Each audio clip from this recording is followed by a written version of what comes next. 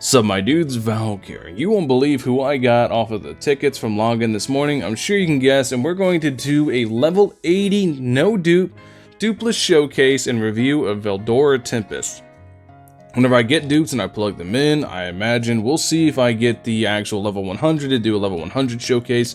I don't know, I'm not ever going to go too hard on his banner because simply he's not the best unit. There are definitely better options. Like I said, in my other one where Conquest is mostly single target and he is AoE. As you can see, I leveled up his stuff some, 5 and 6 to go ahead and talk about it. Decreases a single target's critical damage by 14% for 3 turns. That's actually pretty big because something like the Earth Golem, for example, buffs up his crit rate a ton. He's going to hit very, very hard, so this is going to help kind of reduce the amount of damage the Earth Golem could do whenever you're fighting the Earth Golem in Conquest. Increases activating soul of combos damage by 53%, decreases all targets pierce resistance by 10%. It's going to make him good to run with Xion if you run him with Xion.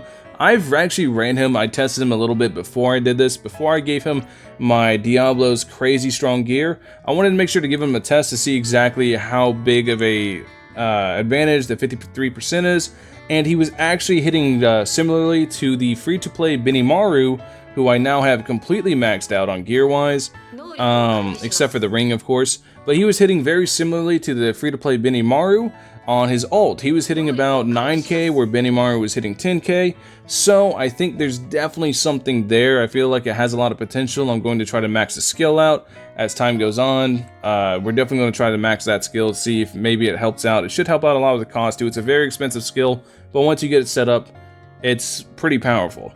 So that's basically where he is. You ideally want to get one dupe of him. If you guys manage to get a dupe of him from the login, this is a very, very, very strong passive ability. It definitely feels like he's meant to be more of a link unit rather than an active unit, because you're really not going to be using him in Conquest, as I said, but you real 100% want to use him as like a link unit, like right here where the Xion is, due to that passive. That passive is really strong with dupes. But yeah, that's basically it. We're going to run this team, the same team we always run. We're going to see how he functions inside a dark team at level 80, and we're going to see exactly how much damage he can put out. We're going to run him through the event. We're almost actually done the event, believe it or not.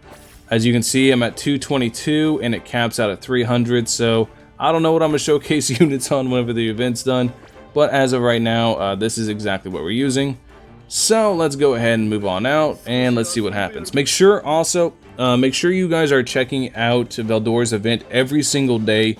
It resets daily. You get a summon a day from it. It's very, very cool that they're doing that. Very free-to-play friendly, especially considering that you only really want this unit at 1 dupe or something like that. So it's really free-to-play friendly. Let's go ahead and let's see. Of course, we start with autoplay on, and we get all Diablo cards, and Diablo's going to go to town because he's Diablo. So between the two of them, between Diablo, I think we just got all VELDORA cards, which is pog. But between Diablo and VELDORA, I gotta say Diablo is probably the better one, simply because Diablo has the single target ult, and that makes a pretty big difference. Okay, so we are going to... how do I go about this? We definitely want to... well, it's VELDORA showcase, so let's just use VELDORA. Alright, you can see he's doing 2,700, 2,500 a hit. That's pretty good, especially whenever we compare it. We'll compare him to the Benimaru here in a second. We'll swap out Diablo from Milim, so you can see a good comparison of them inside the same chain, essentially. So Diablo, swap out for Milim, and then we'll go ahead and use Diablo's skill. I mean, not Diablo's skill, Milim's skill to convert. So you can see first hit Benimaru, second hit Diablo, so we get the back-to-back. So you can see Benimaru 2.7 and then VELDORA 2.5. So he does generally hit hard because he has high base attack. The main thing that you want to do with him is definitely his ult. His ult is very, very strong. It's very worthwhile. Hopefully we can actually activate it. We'll see.